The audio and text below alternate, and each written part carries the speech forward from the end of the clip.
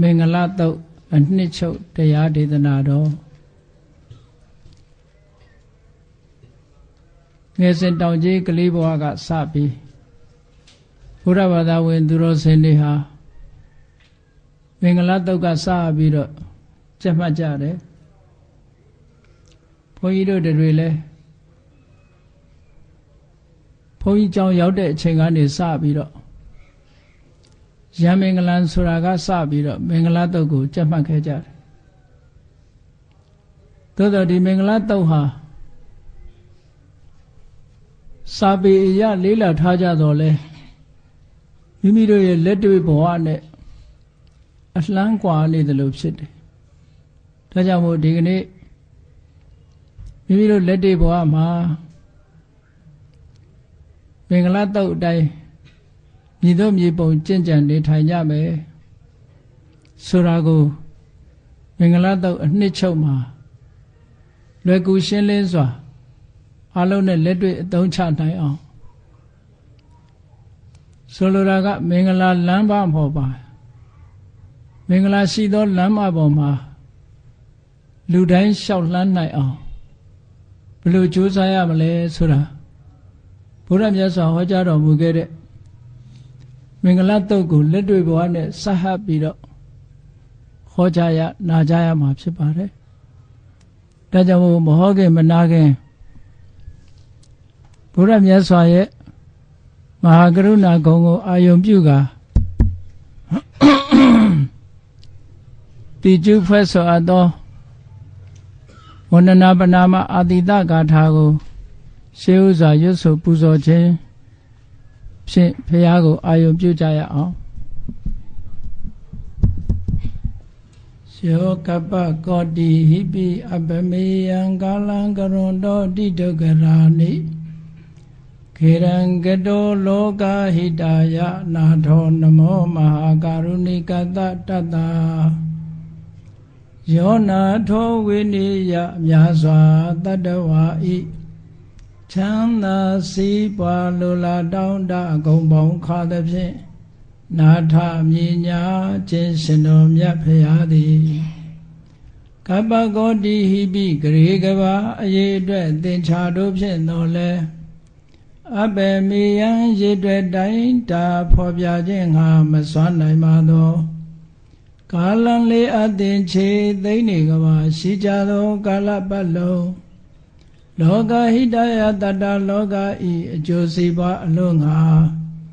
အတိဒုက္ခရာနိဥ္စာတဲ့ချေလဲအင်္ဂါမေတ္တာကြီးမာသမိတာနှင့်တထာဇနီဆွန်ခြင်းကြီးဟု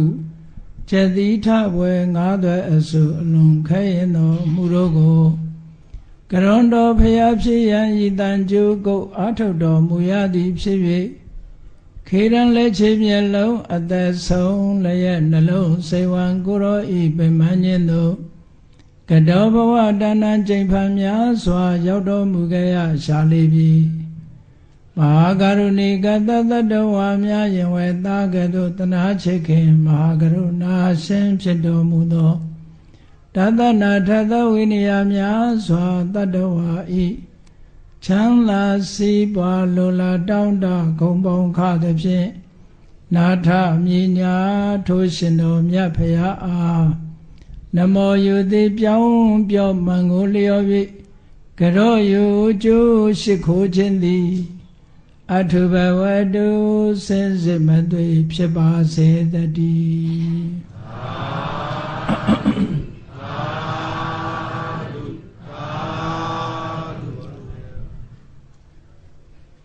မင်္ဂလာတုတ်အနှစ်ချုပ်မင်္ဂလာရှိသောလမ်းပေါ်မှာရှောက်လမ်းပါဘုန်းကြီးတို့တွေကုသကံရဲ့အကျိုးပေးထောက်ပံ့မှုကြောင့်လူဘဝကိုရရှိလာကြပြီမြတ်စွာဘုရားကလူဘဝရရှိလာလို့ရှိရင်နံပါတ်1အရေးကြီးဆုံးကဘာလဲဆိုတာကိုမင်္ဂလာတုတ်မှာအစဉ်တိုင်းဟောတော်တာတစ်ခုနဲ့တစ်ခုဆက်ဆက်ယူလို့ရပါတယ်လူဘဝရောက်လာတဲ့အခါမှာအရေးကြီးဆုံးကတော့လူဆိုတာဘဝခရီးလျှောက်လာတဲ့အခါမှာတယောက်တည်းလျှောက်တာမဟုတ်ဘူး လူ လူဘဝရောက်လာကြတဲ့မိသားစုဆိုတဲ့အတိုင်းဝိုင်းနဲ့ရောက်လာတာဖြစ်တယ်ပေါ့မိသားစုအတိုင်းဝိုင်းဆိုတာဟာလူတွေရဲ့ society မှာအသေးဆုံးပေါ့ family society အသေးဆုံးအတိုင်းဝိုင်းလေးတစ်ခုပဲဒါကြောင့်မို့လို့လူဟာ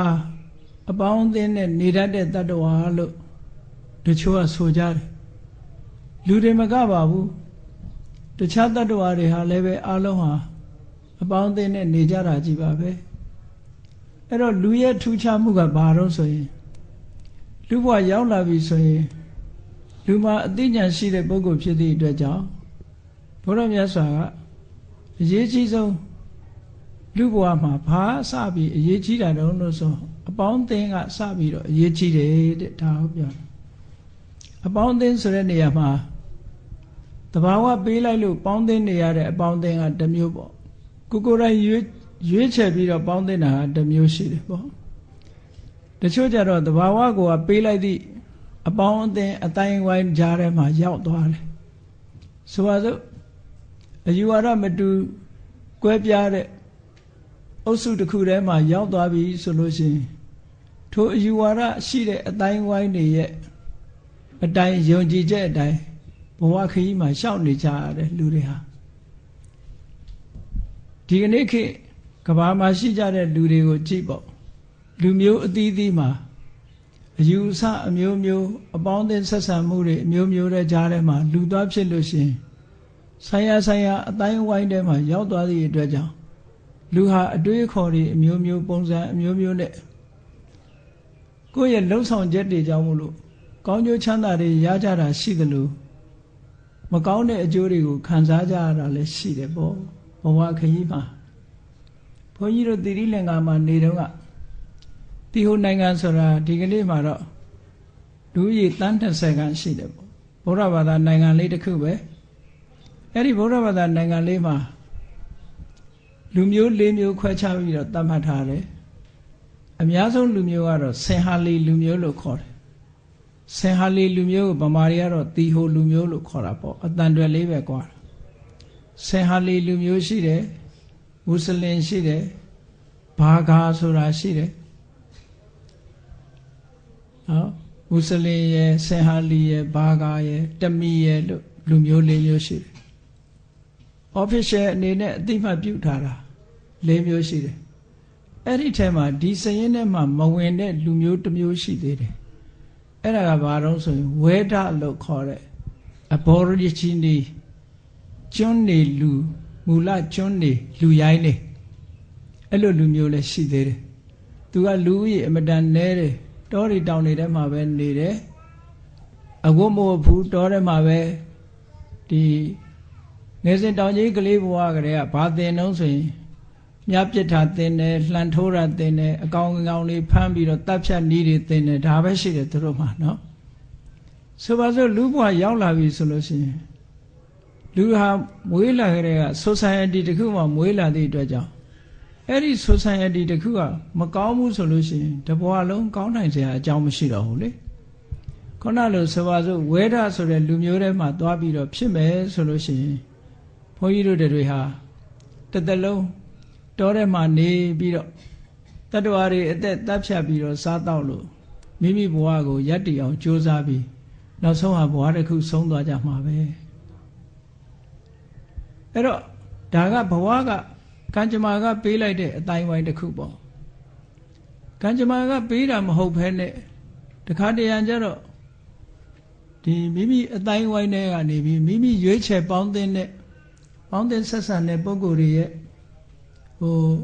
အကျင့်စာရိတ္တမကောင်းမှုကြောင့်မကောင်းတဲ့လူနဲ့ပေါင်းပြီးသည့်အတွက်ကြောင့်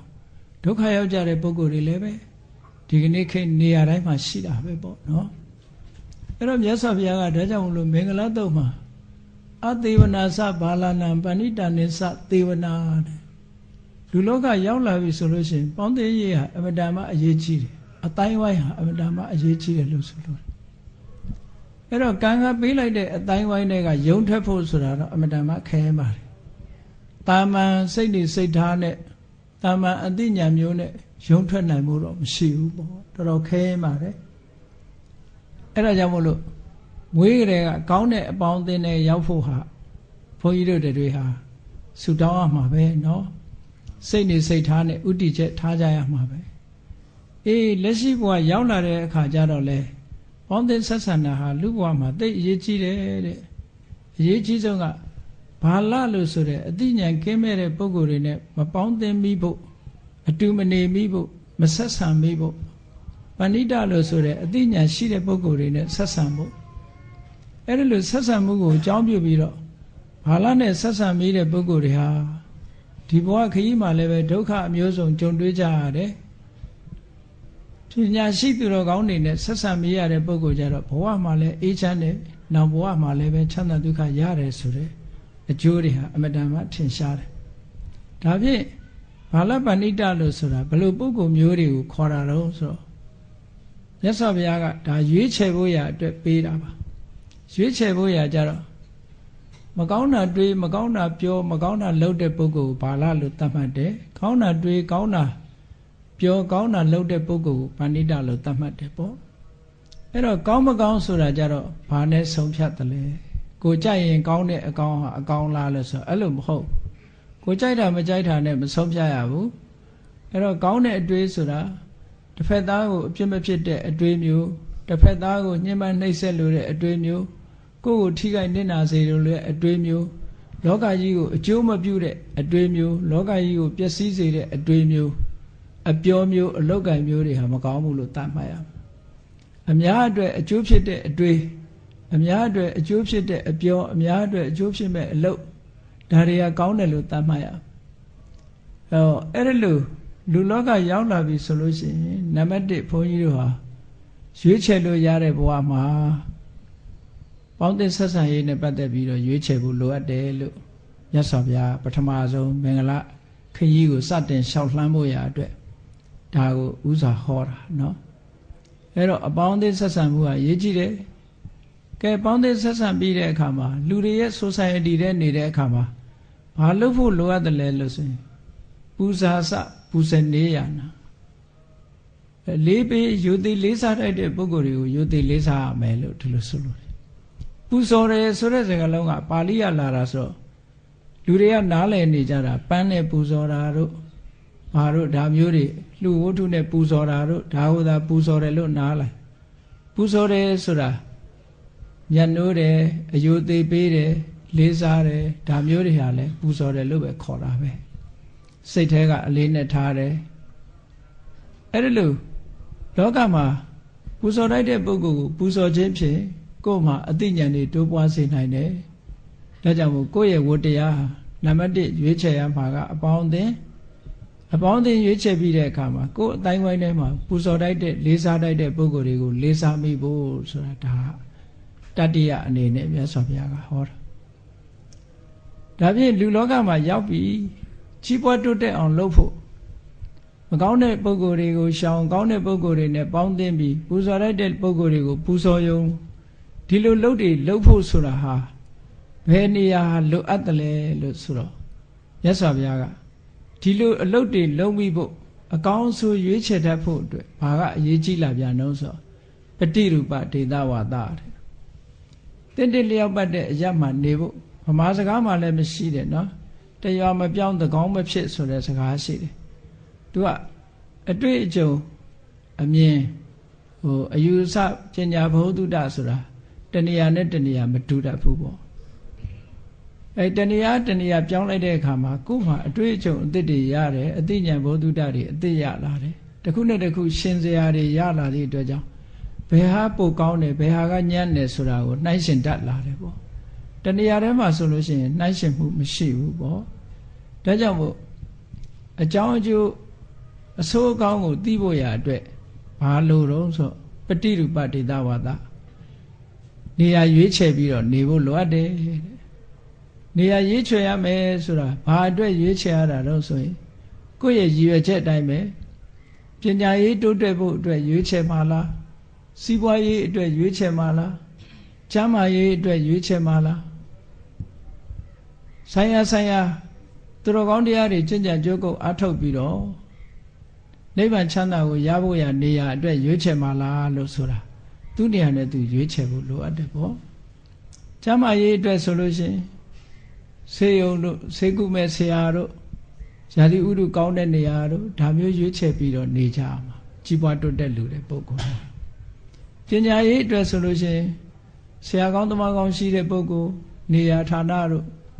ကျောင်းရှိတဲ့နေရာဌာနတို့ပညာသင်လို့ရတဲ့နေရာမျိုးတို့ရွေးချယ်ပြီးတော့နေကြဒါကြောင့်မလို့အဲ့ဒါလို့ရွေးချယ်ပြီးတော့နေနိုင်တဲ့ပုဂ္ဂိုလ်တွေဟာလောကမှာကြီးပွားတိုးတက်သွားတာတွေအများကြီးပဲရှိတယ်ပေါ့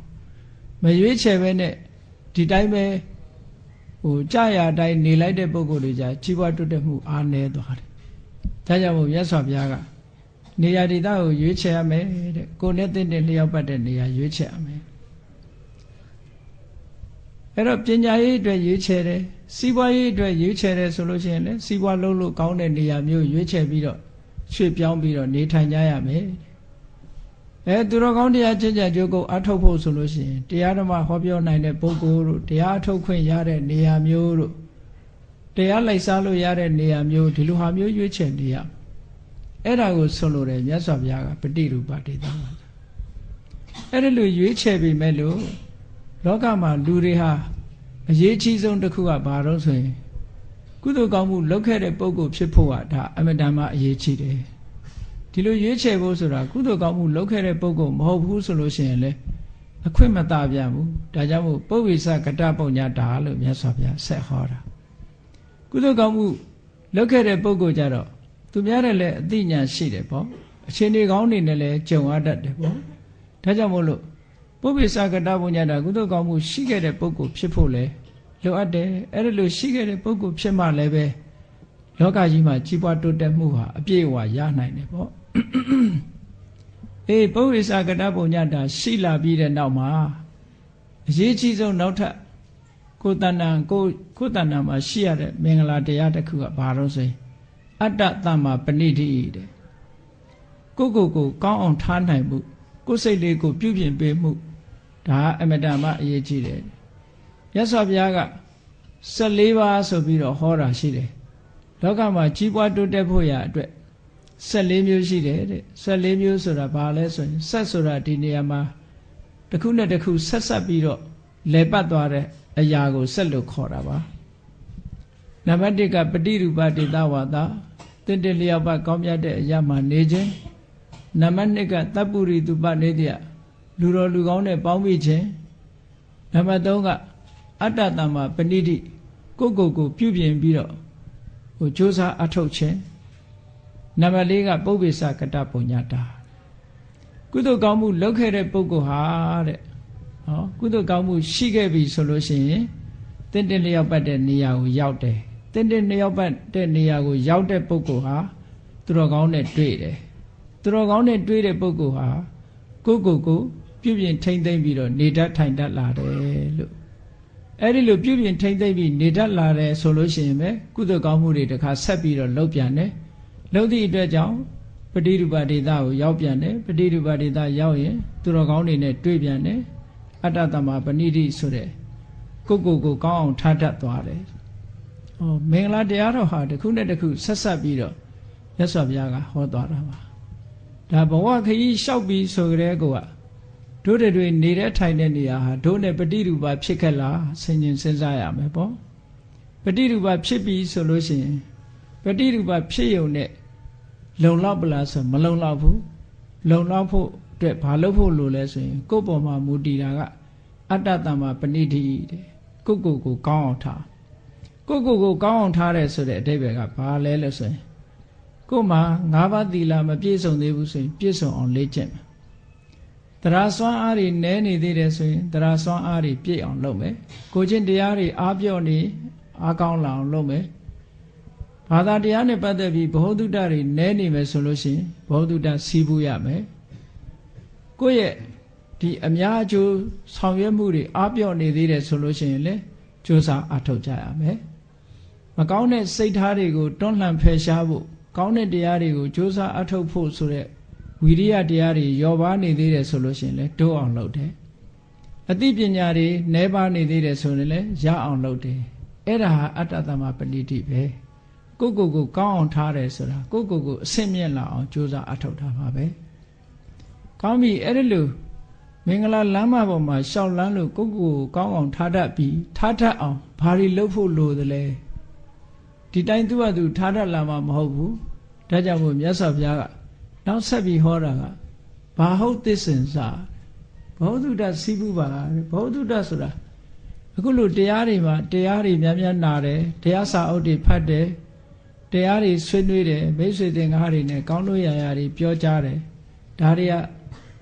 ဘောဓုတ္တစီးပူတယ်လို့ခေါ်တယ်ပေါ့ဆိုင်ရာဘောဓုတ္တပဲဘောဓုတ္တမျိုးစုံစီးပူအထောက်ကြရတယ်လောကမှာဘောဓုတ္တတွေရှိပြီးတော့ဒီသာဝနေပြည့်စုံဖို့အတွက်လည်းပဲမြတ်စွာဘုရားကသိပ္ပတဲ့လက်မှုပညာတို့နှုတ်မှုပညာတို့ဘဝယတ္တိရေးအတွက်ဒါတွေလည်းသင်ကြားရမယ်တဲ့လူလောကလူရလို့ရောက်လာရင်ဘာဟုတ်သင်္စသိပ္ပင်္စဝိနယောစသူသိခိတော်လူတွေရဲ့စည်းကမ်းဝိနည်းကိုလည်းလိုက်နာတတ်ရမယ်ဆိုပါစို့နိုင်ငံတော်အစိုးရတွေကထုတ်ပြန်ထားတဲ့ဥပဒေတွေရှိတယ်လောကလူကျင့်ဝတ်တွေရှိတယ်အဲ့ဒါတွေကိုလည်းသင်ကြားထားရမယ်တဲ့ဥပဒေတွေကိုနားလည်ရမယ်လေးစားရမယ်လိုက်စားရမယ်လူကျင့်ဝတ်တွေကိုလေးစားရမယ်အဲ့ဒါတွေကိုဥပဒေဆိုတာကမသိလို့ကျွလွန်ပြီးတာပါလို့ပြောလို့မရဘူး तू ကသိအောင်လုပ်ရမယ်အဲ့ဒါကိုပြောတာဝိနယောစသူသိခိတော်လောကမှာကြီးပွားတိုးတက်ဖို့အတွက်မြတ်စွာဘုရားဒီမင်္ဂလာတုတ်ကိုအခြေခံအားဖြင့်ဟောထားတာအဲ့ဒီလိုအချက်လက်တွေပြည့်စုံမှသာလျှင်အတ္တသမပဏိတိကိုယ့်ကိုယ်ကောင်းအောင်လုပ်နိုင်မှာဖြစ်ပါတယ်တဲ့ဝိနယောစသူသိခိတော်သူဘာတိတာစယာဝါစာလောကမှာလူတွေဆက်ဆံရေးမှာအရေးအကြီးဆုံးကဒီအပြောဆိုပဲလောကမှာလူတွေတယောက်နဲ့တယောက်ချစ်ခင်နဲ့စီယုံမှုဖြစ်တာလည်းပဲပြောဆိုတတ်လို့ပဲကွဲပြားသွားကြတာလည်းပဲအပြောဆိုမတတ်လို့ပဲဒီပြောဆိုခြင်းတစ်ခုဟာအမတန်မှထိရောက်တယ်ဒါကြောင့်မို့သူဘာတိတာစယာဝါစာစကားကောင်းကောင်းပြောတတ်တန်ရမယ်ဒါဖြင့်စကားကောင်းပြောတယ်ဆိုတာဘယ်လိုဟာမျိုးပြောတာလဲလို့ဆိုလို့ရှိရင်မြတ်စွာဘုရားကဟောထားတာလေးတွေရှိတယ်စကားပြောတော့မယ်ဆိုလို့ရှိရင်စကားဆိုတာပါဇက်ဆိုတာစကားပြောဖို့နဲ့စားဖို့ထားတယ်လို့ဆိုတာဟုတ်တယ်ပါဇက်ရဲ့အသုံးချတာကစကားပြောဖို့နဲ့စားဖို့ပဲသို့တော့ပြောစရာဆိုစရာတွေဟာစီကံကလနာမရှိရှောက်ပြောလို့ရမလားလို့ဆိုမရဘူးတဲ့မြတ်စွာဘုရားကသူဘာတိတကောင်းတဲ့စကားမျိုးဖြစ်အောင်ဘာလုပ်ရမလဲဆိုတော့စီကံချက်ထားတာကကိုဒိဋ္ဌံထားကာလေနဝက္ခမိနောအကာလေနငါစကားပြောရင်ပြောတဲ့အချိန်မှာပြောမယ်မပြောတဲ့အချိန်မပြောပါဘူးဟုတ်လားဘာဖြစ်လို့တော့ဆိုရင်စကားကောင်းမယ်ဖြစ်စေမပြောတဲ့အချိန်သွားပြောမိလို့ရှိရင်စကားကောင်းမဖြစ်တတ်ဘူးတဲ့ဒါကြောင့်မို့စကားပြောရင်ပြောတဲ့အချိန်ပဲပြောမယ်မပြောတဲ့အချိန်မပြောဘူးပြောတဲ့အချိန်မပြောတဲ့အချိန်ဆိုတာတော့အသိဉာဏ်နဲ့ရွေးချယ်ရမယ်ပေါ့အေးပြောတဲ့အချိန်ရောက်လို့ပြောပြီဘယ်လိုပြောမလဲဆိုလို့ရှိရင်တဏ္ဏေနဝက္ခမိနောဖရုတေနရင်ကြီးကြီးပြောမယ်ရိုင်းဆိုင်မပြောစကားဟာပြောတဲ့စကားပြောပြီပဲလို့ရင်ကြီးမပြောဘဲနဲ့ရိုင်းဆိုင်ပြောလို့ရှိရင်လေထိုစကားကောင်းမဖြစ်ပြန်ဒါကြောင့်မို့ရင်ကြီးပြောမယ်ရိုင်းဆိုင်မပြောဘူးအေးရင်ကြီးတဲ့စကားတိုင်းမှားယွင်းနေဆိုရင်အသုံးဝင်ဘူးဒါကြောင့်မို့မြတ်စွာဘုရားကဘူတေနဝက္ခမိနောအဘူတေနမှန်တာပဲပြောမယ်မမှန်တာမပြောဘူးတဲ့အေးမှန်တိုင်းကောင်းသလားလို့ဆိုတော့မှန်တိုင်းမကောင်းဘူးအကျိုးရှိမှကောင်းတယ်ဒါကြောင့်မို့အထတန်ဟိတေနဝက္ခမိနောအနထတန်ဟိတေနတဲ့ကိုပြောတဲ့စကားတစ်ခုဟာအဓိပ္ပာယ်ရှိနဲ့အကျိုးစီးပွားကိုဖြစ်ပေါ်စေနိုင်တဲ့စကားမျိုးပြောရမယ်တဲ့ကောင်းကျိုးချမ်းသာကိုရစေတဲ့စကားမျိုးဖြစ်စေရမယ်အေးကောင်းပြီအဲ့ဒီစကားမျိုးကိုပြောပြီးဆိုတဲ့အခါစိတ်ထဲကဘယ်လိုနှလုံးထားရမလဲလို့ဆိုရင်မေတ္တာစိတ်တေနဝက္ခမိနောဒေါသံတရောမေတ္တာစိတ်နဲ့ပြောမယ်တဲ့ဒေါသစိတ်နဲ့မပြောဘူးတချို့ကစိတ်ဆိုးနေမှဒေါသထွက်တာမဟုတ်ဘူးတချို့ကအမုန်းတရားကြောင့်ကြောက်တွန်းတာရှိသေးတယ်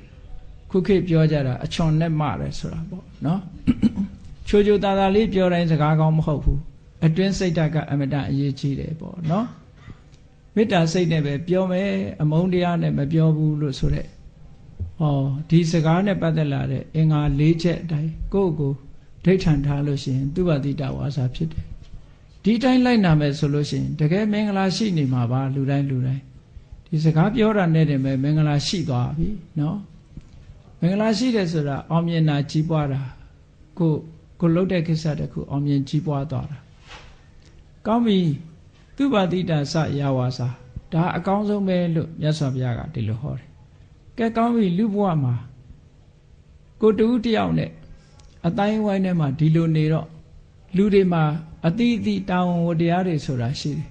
အဲ့ဒီတာဝန်ဝတရားတွေကိုမဆောင်ရွက်ရင်မရပြန်ဘူးဒါကြောင့်မို့မြတ်စွာဘုရားကမာတာပိတုဥပဋ္ဌာနာပုဒ္ဒဓာရတသင်္ဟောတဲ့လူတိုင်းဟာအမေဖေမရှိဘဲလောကကြီးကိုရောက်မလာဘူးအဲ့တော့အမေဖေပေါ်မှာပြုစုရမယ့်တာဝန်ဝတရားတွေရှိတယ်ပေါ့အဲ့ဒီတာဝန်ဝတရားတွေဟာအခုကဘာကြီးမှာကြည့်မယ်ဆိုလို့ရှိရင်ကဘာရှိလူတိုင်းဒီတရားဟာလေးလေးစားစားလိုက်နာနေကြသလားဆိုမလိုက်နာကြတော့ဘူးခုတဖြည်းဖြည်းခွာသွားကြပြီအနောက်တိုင်းကလူတွေကဆိုရင်သားသမီးတွေက16နှစ်ဆိုရင်မိဘရင်ခွင်ကခွာသွားကြပြီမိဘနဲ့ပြန်တွေ့ဖို့ဆိုတာသူတို့ဟာ New Year တို့ Christmas တို့ကတ်ကလေးပဲပို့တဲ့အဆင့်ရောက်လာကိုယ့်ဟာကိုယ်ယက်တည်နေကြတယ်ကောင်းတယ်လို့နဲ့တာဝန်ဝတရားတွေပြက်ကွက်လာတဲ့သဘောတစ်ခုပေါ့နော်အဲ့ဒီလူတွေဖြစ်လာကြပြီအဲ့တော့မြန်မာပြည်မှာလို့တာဝန်ယူတာမျိုးမရှိတော့ဘူးအဲ့တော့မြတ်စွာဘုရားကဒါကိုအလေးနဲ့ society တစ်ခုမှာမာတာပိတုဥပဋ္ဌာနာအမေအဖေကိုပြုစုလို့ကြွေးရမယ်ဆိုတာလူတွေရဲ့တာဝန်ဝတရားတစ်ခုဘုန်းကြီးတို့စီနှစ်စဉ်လာပြီးတော့ဂျာမနီကနေပြီးတော့သင်တန်းလာတက်တဲ့တက္ကမကြီးတယောက်ရှိတယ်ဒီနေ့သူ့မိခင်ဖခင်တွေကအသက်80ကျော်နေတော့သူမလာနိုင်ဘူးသူတခြားညင်မတွေလည်းရှိတယ်ဒါပေမဲ့တခြားညင်မတွေကသူ့လုပ်တွေနဲ့သူမလုပ်နိုင်ကြဘူးသူကတော့သာသနာပေါင်းဝင်ပြီးတော့သီလရှင်ဝတ်ထားတယ်ဝတ်ထားသည့်အတွက်ကြောင့်သူကလည်းညီးတယ်တာဝန်တွေမယူနိုင်ဘူးပေါ့သူတရားပဲသူလုပ်ချင်တယ်ဒီနေ့စာလားသင်ရတာမသင်နိုင်ဘူးဆိုတော့ဘုန်းကြီးကသူတယ်လီဖုန်းဆက်တော့လှမ်းပြီးတော့အားပေးစကားပြောတယ်ဒါမိဘနှစ်ပါးကိုပြုစုလို့ကြွေးတယ်ဆိုတာအလွန်မွန်မြတ်တဲ့မင်္ဂလာတရားပါဘုရားလောင်းတော်တွေဟာကိုကျိုးကိုစွန့်ပြီးတော့မိဘကိုပြုစုလို့ကြွေးကြတဲ့ပုံမြင်တွေပုံဝတ္ထုတွေ950ထဲမှာရှိပါတယ်အမတန်မွန်မြတ်တဲ့ဒါလည်းကုသိုလ်ကောင်းမှုလုပ်ငန်းတစ်ခုကိုလုပ်နေတယ်ကိုဆောင်ရွက်เสียလုပ်ငန်းတစ်ခုကိုလုပ်နေတာပါလို့ဒါကြောင့်မို့လာမတဲ့ရဒီနေ့စာလားမတင်ရပေမဲ့ဝမ်းနေเสียမလုပ်ဘူးကိုလုပ်နေတဲ့အလုပ်ဟာအလွန်မွန်မြတ်တဲ့အလုပ်ဘုရားစကားနားထောင်တဲ့အလုပ်ပဲလို့ဆိုတော့သူစိတ်ချမ်းသာသွားတဲ့အကြောင်းပြန်ပြီးတော့ပြောတယ်။လောကမှာမိဘကိုပြုစုလုပ်ကြွေးမှုဆိုတာတွေကလေဟင်းလာတယ်ပေါ့။ဒါကြောင့်မို့မြတ်စွာဘုရားကလောကမှာလူတွေဟာကိုယ်ဝတ္တရားတွေကိုတာဝန်မဲ့လာပြီဆိုလို့ရှိရင်ကြီးပွားတိုးတက်မှုလမ်းကြောင်းကဘေးချော်လာတာပဲ။မင်္ဂလာလမ်းကိုမလျှောက်လမ်းကြတော့ပဲနဲ့လမ်းဆိုးတွေကိုလျှောက်လာကြတော့ဒုက္ခရောက်မှာပေါ့နော်။ဒါကြောင့်မို့လို့မြတ်စွာဘုရားကလိုက်နိုင်ရမယ့်ဂျူတီဆိုတာမိဘရှိတဲ့ပုဂ္ဂိုလ်ကမိဘကိုပြုစုလုပ်ကြွေးဖို့ဟာဒါအမတန်မှအရေးကြီးတယ်တခါတစ်ဖက်ကလည်းပဲပုဒ္ဒဓာရတသင်္ဟောအိမ်တော်ရဲ့သားကြလို့သားနဲ့မယားနဲ့နေတဲ့ပုဂ္ဂိုလ်တွေဟာကိုယ်တန်ဝတရားကိုဆောင်ရွက်ကြဖို့အရေးကြီးတယ်ဆိုတာဒါ Family Society ရဲ့ညီညွတ်မှုအတွက်မြတ်စွာဘုရားကဟောထားတာဥမကွဲတိုင်းမဲ့ပြက်နော်မိသားစုဟာဘဝခရီးကိုလက်တွဲပြီးတော့ရှောက်ကြနိုင်ငံသားတွေကြတော့ပုဒ္ဒဓာရတသင်္ဟောဆိုအလွန်အားနည်းသွားပြီ divorce ဆိုမကြလောက်ကြတယ်သူတို့နော်အခုသဘောကျရင်တွဲနေတယ်သဘောမကျရင်ခွဲလိုက်ကြတယ်ဒီလူနဲ့သဘောကျရင်တွဲလိုက်တယ်ဟိုလူနဲ့သဘောကျရင်ထပ်တွဲလိုက်တယ်ဘယ်သူမှတိတ်ခရီးမဆိုင်ကြတော့ဘူးကိုလန်းကိုရှောက်နေတယ်ဆိုတဲ့ပုံစံမျိုးတွေအများကြီးလောကမှာပေါ်လာဒါကမင်္ဂလာတရားကိုမျက်ကွယ်ပြုလာတဲ့အတွေးတွေလောကကြီးမှာပေါ်လာတယ်ဆိုတဲ့သဘောကိုပြောပြတာနော်ဒါကြောင့်မို့မြတ်စွာဘုရားကဒါမှန်ကန်တဲ့လမ်းကြောင်းကတော့ပုဒ္ဒဓာရတသင်္ဟောဘဝခရီးမှာလက်တွဲလာပြီဆိုလို့ရှိရင်အပြန်အလှန်ထောက်ကူပြုရမယ်သင်္ဃဟချီးမြှောက်တယ်ဆိုတာဘာပြောတာလဲချီးမြှောက်တယ်ဆိုတာနီလန်း၄သွယ်ရှိတယ်နံပါတ်1ကဒါနပေးတာကန္နာနံပါတ်2ကပိယဝါစာကျင်နာတဲ့စကားမျိုးပြောတာနံပါတ်3ကအဋ္ဌစရိယာကိစ္စဝိစ္စကိုဆောင်ရွက်ပေးတာနံပါတ်4ကသမာနတ္တတာကိုယ်နဲ့ဓာတ်ဥထားပြီးတော့ဆက်ဆံတာ အဲ့ဒါဟာသင်္ဃဟလို့ခေါ်တယ်သင်္ဃဝတ္ထု၄ပါးစုစည်းထားတယ်လူတွေကတယောက်နဲ့တယောက်မေတ္တာနှောင်ကြိုးစုစည်းဖို့ဆိုတာတဦးနဲ့တဦးပေးသင်ကမ်းသင်တာကိုပေးရကမ်းရတယ်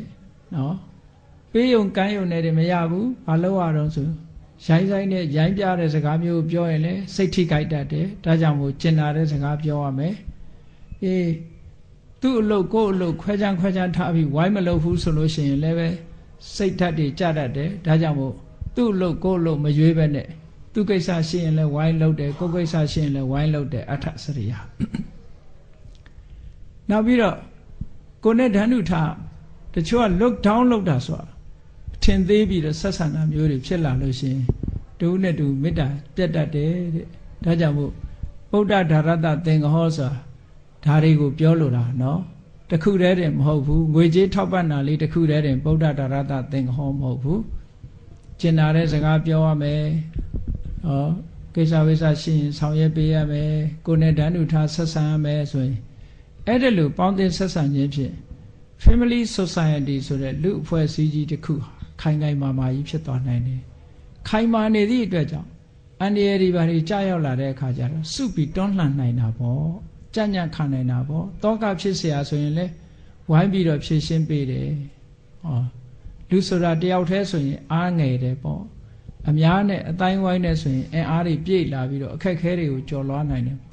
ဒါတွေကိုရည်စူးပြီးတော့မြတ်စွာဘုရားဟောထားတာဗုဒ္ဓဒါရတသင်္ဃဟောအနာကုလသကမ္မန္တာအလုတ်လုတ်တဲ့အခါမှာတည်တည်တတ်တတ်လှုပ်ဖို့လိုတယ်ကိုလှုပ်သည့်အလုတ်ကပြဿနာတွေခဏခဏတက်တာမျိုးမဖြစ်စေရဘူးလို့ဆိုလို့တချို့ကအလုတ်ကိုမတည်မတတ်လှုပ်သည့်အတွက်ကြောင့်ပြဿနာတက်လာတာမျိုးတွေဖြစ်တယ်ကြိုးစားအထောက်မှုရောနေသည့်အတွက်ကြောင့်ပြဿနာတက်လာတာမျိုးတွေရှိတယ်ဆိုပါစို့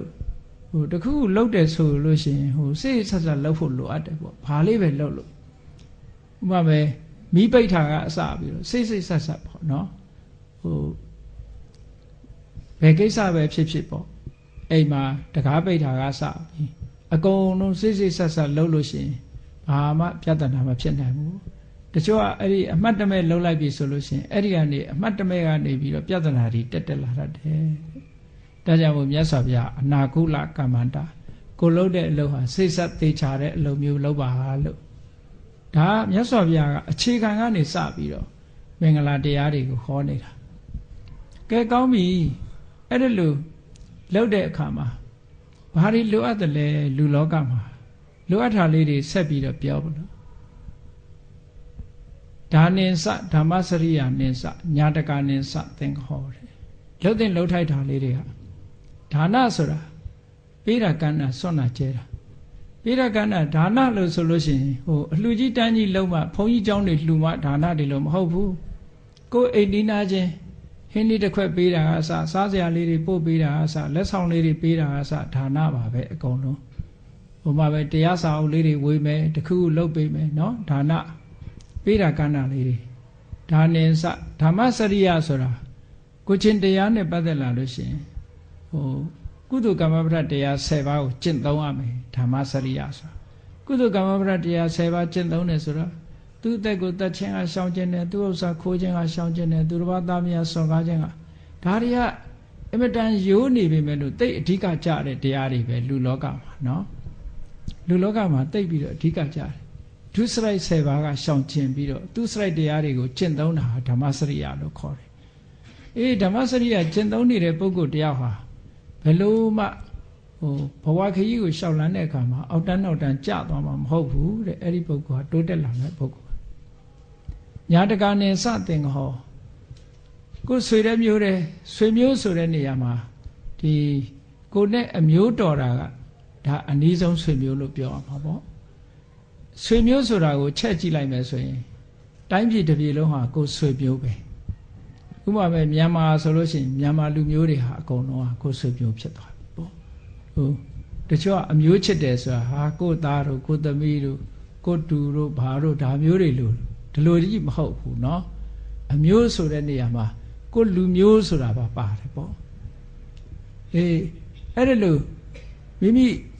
ရရှိလာတဲ့မိမိဘက်ကနေပြီးတော့ညာတကာနဲ့စတင်ခေါ်ဆွေတွေမျိုးတွေကိုထောက်ပံ့နေဆိုတာထ ထောက်ပံ့တယ်ဆိုတဲ့နေရာမှာပေးတာကဏ္ဍတစ်ခုတည်းမဟုတ်ဘူးခုနပြောတာလို့သင်္ကားဝတ္ထုတရား၄ပါးပဲလှုပ်ရှားရှိတာသွားလှုပ်ပေးတယ်ကုညီစရာရှိရင်ကုညီတယ်ဓာနုထားဆက်ဆံတယ်ဟောတာတွေကညတကာနဲ့စသင်ဟောပဲဟိုအိမ်နီးနာချင်းဖြစ်စေဆိုင်နီးနာချင်းဖြစ်စေအလုပ်တူလုပ်တဲ့ပုံကိုယ်တွေပဲဖြစ်စေအဲ့ဒီပုံကိုယ်တွေကိုကုညီထောက်ပံ့ပေးရမယ်တဲ့ဒါမင်္ဂလာရှိတဲ့လုပ်ရတည်ပဲလို့ကဲကောင်းပြီအဲ့ဒါပြီးတော့ဒါတွေကလှုပ်တဲ့လှုပ်ထိုက်တာတွေလှုပ်ပြီးတော့မလှုပ်တဲ့နာတွေကိုပြောမလို့မြတ်စွာဘုရားအာရတိဝိရတိပါပကိုယ်ကိုနှိမ့်ကျသွားစေတတ်တဲ့အလုပ်ကိုပါပလို့ခေါ်တယ်ပါပဆိုတာနှိမ့်ကျသွားစေတတ်တယ်ဒါလှုပ်ရင်ဒီဘဝမှာလည်းနှိမ့်ကျတာဥပမာလူတယောက်ဟာဆိုပါစို့သူများပစ္စည်းကိုမတရားယူလိုက်ပြီဆိုတဲ့ဒီလူရဲ့ဂုဏ်သိက္ခာနှိမ့်ကျမသွားဘူးလားနော်လိန်ပြောလိုက်ပြီဆိုရင်လည်းဒီလူဟာသိက္ခာနှိမ့်ကျသွား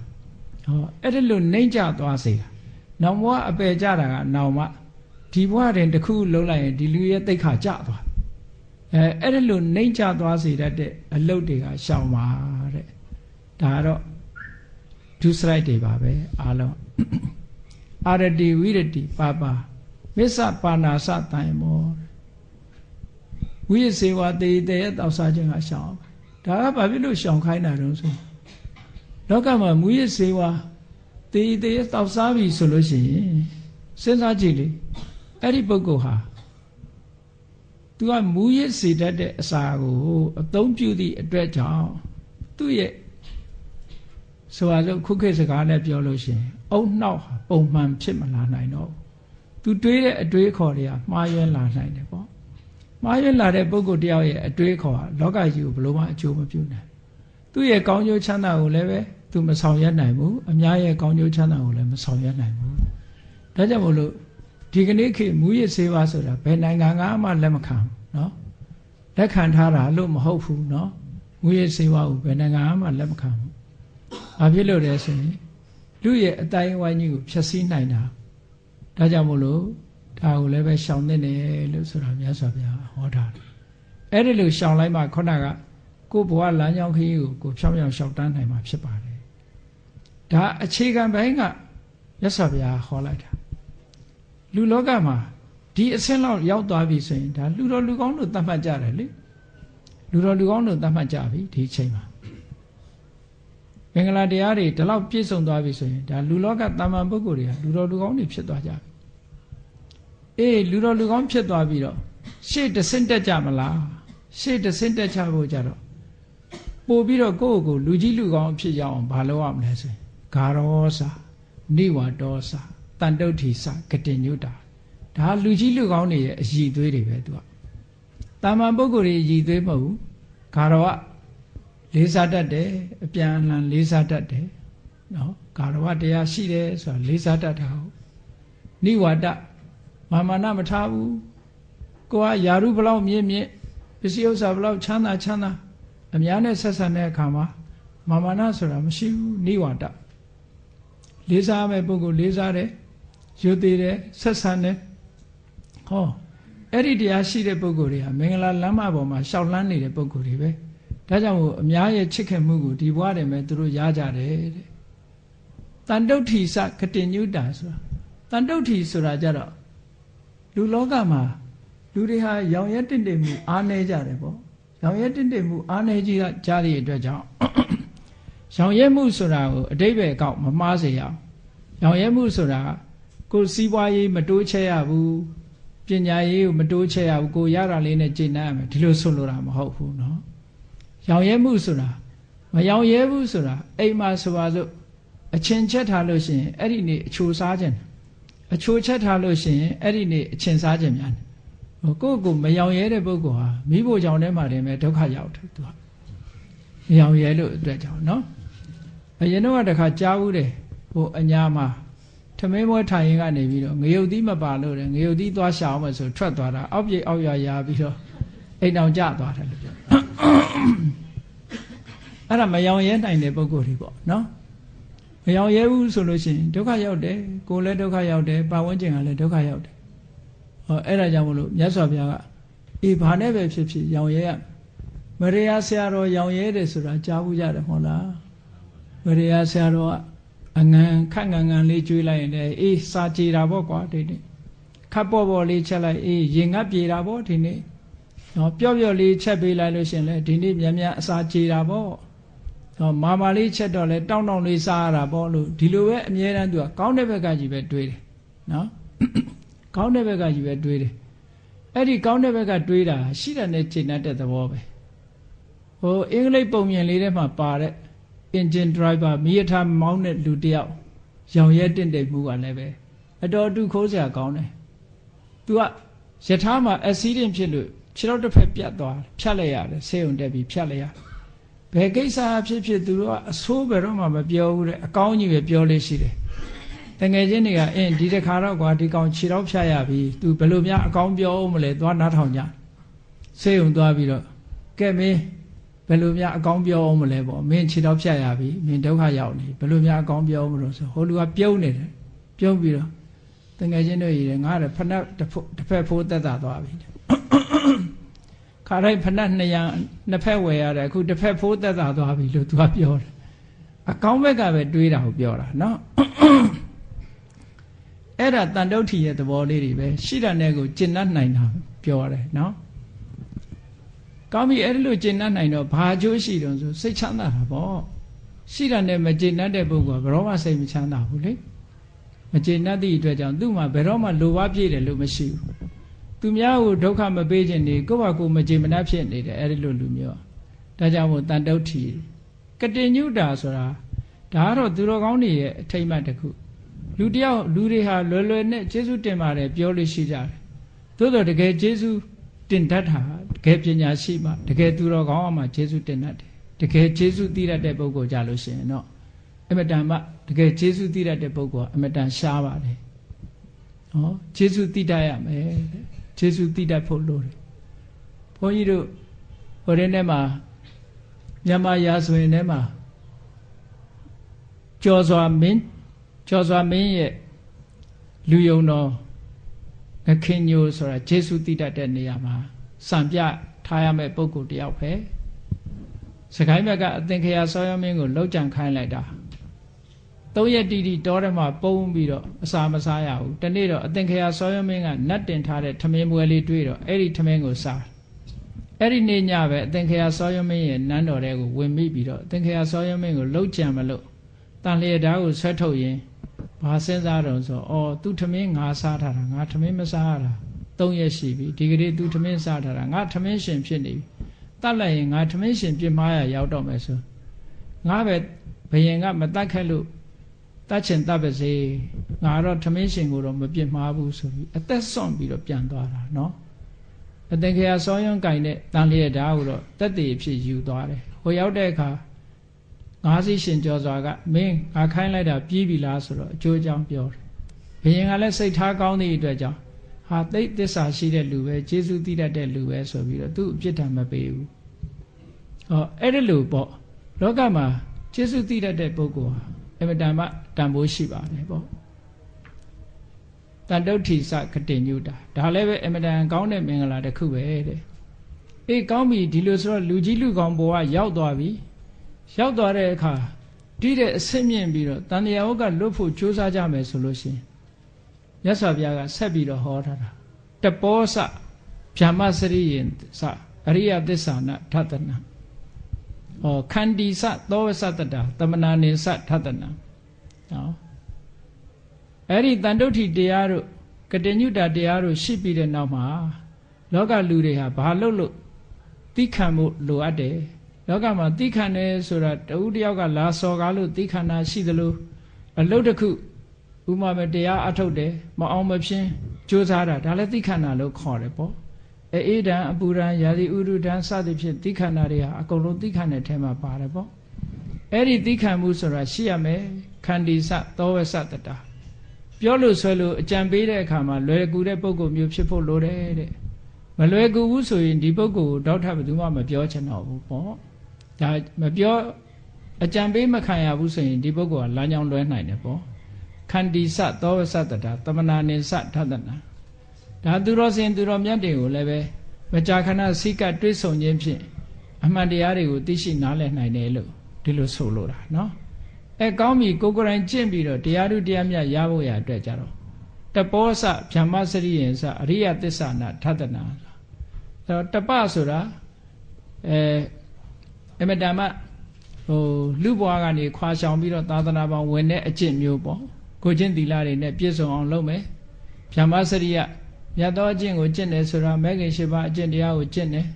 အဲ့ဒါလို့ကျင့်လိုက်လို့ရှိရင်ဘာရမလို့ဆိုရင်အရိယသစ္စာနာဓတနာသစ္စာ၄ပါးကိုသိမြင်နိုင်တယ်တဲ့အဲ့တော့အထက်ကရာမှာတော့အမျိုးစုံဖွင့်ထားပြီမဲ့ဒီနေရာမှာအရိယသစ္စာနာဓတနာသစ္စာ၄ပါးကိုသိတယ်ဆိုတာဒါသောတာပန်ဖြစ်သွားပြီလို့ဒီလိုဆိုလို့ရမယ်ပေါ့ကဲသောတာပန်ဖြစ်သွားပြီဆိုဒီအဆင့်ရောက်သွားပြီဆိုလို့ရှိရင်အပေတကားပိတ်သွားတော့မင်္ဂလာတရားဟာဒီနေရာရောက်လာပြီဆိုလို့ရှိရင်နောက်ဘဝခရီးအတွက်အမတန်မှစိတ်အေးသွားရတဲ့နေရာမျိုးရောက်သွားပြီပေါ့နောက်တစ်ခါဒီတဲ့အဆင့်မြင့်သွားလို့ရှိရင်နိဗ္ဗာန်သစ္စိကရိယာဆိုသောတာပန်ဖြစ်ပြီးတဲ့နောက်တဂရဂံအနာဂံယဟန္တာဆိုတဲ့အဆင့်ကိုရောက်သွားပြီဆိုလို့ရှိရင်တော့နိဗ္ဗာန်ကိုမျက်မှောက်ပြုပြီးသားဖြစ်သွားပြီတဲ့ဘဝမှာဒုက္ခတွေတွေးเสียအကြောင်းမရှိတော့ဘူးလို့ဒီလိုဟောလို့ရင်ဖြစ်တယ်ဒီထဲမှာနိဗ္ဗာန်ပြီးတဲ့နောက်မှာဘာလိုအပ်နေသေးတုံးဆိုဘာမှမလိုအပ်တော့ဘူးနိဗ္ဗာန်ရောက်သွားလို့ယဟန္တာဖြစ်သွားပြီဆိုတဲ့ပုဂ္ဂိုလ်တယောက်တူရဲ့အခြေအနေကိုမြတ်စွာဘုရားကမင်္ဂလာတုံမှာဏိဂုံးချုပ်တဲ့အနေနဲ့ဆက်ပြီးတော့ဟောတာကဖုဒ္ဓတလောကဓမ္မေဟိစိတ်တံယတနကံပတိအတောကံဝိရစံခေမံဧတံမင်္ဂလမௌတ္တမနိဗ္ဗာန်ကိုမျက်မှောက်ပြုသွားတဲ့အရိယသူတော်စင်ယဟန္တာပုဂ္ဂိုလ်ဖြစ်ရောက်သွားပြီဆိုရင်ဘယ်လိုလောကရန်နေနဲ့တွေ့သူ့ရဲ့စိတ်ဟာတုံလုံးမှုမရှိတော့ဘူးအတောကဘယ်ကိစ္စနဲ့မှပတ်သက်ပြီးတော့စိုးရိမ်စိတ်ဆိုတာမလာတော့ဘူးဝိရစသူ့စိတ်ထဲမှာအငြိကြေးဆိုတာလောဘဒေါသမောဟစတဲ့အငြိကြေးဆိုတာဘယ်တော့မှမလာဘူးခေမအန္တရာယ်ခတ်သိမ်းဟန်နဲ့ခင်းငိမ့်သွားပြီအဲ့ဒီကြလို့ရှိရင်တော့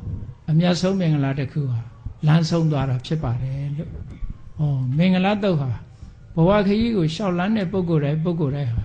တဆင့်ပြီးတဆင့်တက်ပြီးတော့ကျင့်သွားပုံကိုမြတ်စွာဘုရားဟောတာဖြစ်ပါတယ်နော်အခြေခံကအပေါင်းအသင်းဆက်ဆံမှုကနေစလိုက်တဲ့မင်္ဂလာတရားတော်ဟာဘယ်မှာအဆုံးသတ်သွားတော့ဆိုရင်နိဗ္ဗာန်သစ္စိကရိယာမှာအဆုံးသတ်သွားတယ်အဲဒီနိဗ္ဗာန်သစ္စိကရိယာနိဗ္ဗာန်ကိုမျက်မှောက်ပြုလိုက်ထားတဲ့တပြိုင်တည်းယဟန္တာဖြစ်သွားရင်ကြန့်ခိုင်တဲ့စိတ်ဓာတ်ကိုရတယ်ဆိုရင်တောကတွေကင်းသွားတယ်အန္တရာယ်တွေကင်းသွားတယ်ဘေးခတ်သိမ်းတွေအကုန်ကင်းငြိမ်းသွားတယ်ဆိုတဲ့အကျိုးတရားတွေကိုရပါတယ်တဲ့ဒါကြောင့်မို့အဲ့ဒီအကျိုးတရားတွေအကုန်ရပြီဆိုရင်ဣတာတိတာတိကတ္တဝါနသဗ္ဗထမပရာစိတာသဗ္ဗထသုထိန်ဂစ္ဆန္တိတန်တေတံမင်္ဂလမௌတ္တမံလို့မြတ်စွာဘုရားကဏိကုံးချုပ်တာဒီမင်္ဂလာတရားတွေအတိုင်းသို့မဟုတ်မင်္ဂလာလမ်းမပေါ်မှာရှောက်လှမ်းသွားတဲ့ပုဂ္ဂိုလ်တွေဟာလမ်းဆုံးရောက်ထာတဲ့တပြိုင်နက်နော်ဒီမှတ်တိုင်ဒီစခန်းကိုအားလုံးဟာရောက်ရှိကြမှာဖြစ်ပါတယ်ရောက်သွားလို့ရှိရင်သဗ္ဗထမပရာစိတာဘယ်တော့မှကိုယ်ကရှုံးသွားတယ်ဆိုတာမရှိဘူးသဗ္ဗထသုထိန်ကိစ္ဆန္တိအရာခသိမ့်မှာကိုယ်ကပြည့်ပြည့်စုံအောင်နိုင်ခြင်းကိုရရှိနိုင်တယ်လို့ဘုရားမြတ်စွာကမင်္ဂလာတုံမှာဒီလိုဟောထားတာဖြစ်ပါတယ်ဒါကြောင့်မို့တရားချစ်ခင်သူတော်စင်ပြိဿအပေါင်းတို့သည်မိမိတို့ဘဝခရီးမှာမင်္ဂလာလမ်းအတိုင်းမင်္ဂလာလမ်းမပေါ်မှာတို့တွေရှောက်လန်းနိုင်အောင်ကြိုးစားအားထုတ်ကြမယ်လို့ကိုစီကိုငါသဘောကျပြီးတော့မင်္ဂလာလမ်းမအတိုင်းရှောက်လန်းနိုင်ကြပါစေကုန်သတည်း